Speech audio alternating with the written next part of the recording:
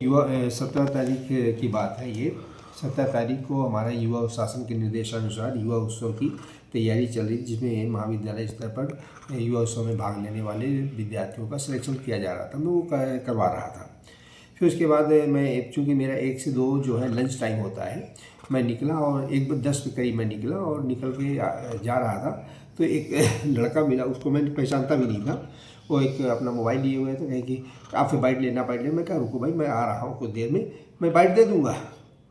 तो मैं बाइट देने के फिर निकल गया। मैं निकलने के बाद फिर वहाँ से आया तो 2 बजे के आसपास मैं आ गया था।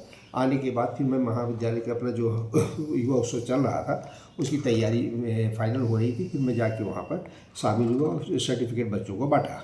उसके बाद एक लड़का, वही जो लड़का कह रहा था बाइट दीजिए, बहुत अर्जेंट है बहुत अर्जेंट है, वो मेरे पीछे पीछे आया कि सर बाइट लेना है आपकी। मैं कहाँ, आ जाओ मेरे चैम्बर में, मैं बाइट दे देता हूँ। वो लड़का आया तो मैंने उसको बैठा लिया। मैंने पूछा कि भाई क्या करते हो, तो कहा कि मैं हिमांशु शर्मा मेरा नाम है और मैं BA फर्स्ट ईयर पढ़ता हूँ, कुछ आपसे पूछना था।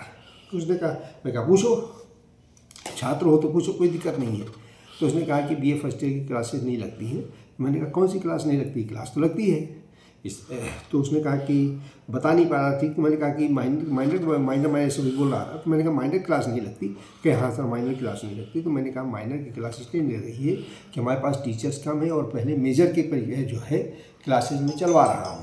मेजर की क्लासेज जैसे पूरी हो जाएंगी उसके बाद माइनर का भी सिलेबस पूरा कराया जाएगा और पढ़ाई होगी पूरी। और यदि पढ़ाई नहीं होती है तो कोई टीचर नहीं पढ़ाता है तो सीधे मेरे पास आके, चाहे तुम आओ चाहे कोई भी लड़का आए के मेरे पास शिकायत करे, मैं टीचर को क्लास में भेजूंगा और उसे पढ़ाना ही पड़ेगा, क्योंकि तनख्वाह वो इसी बात की पाते हैं।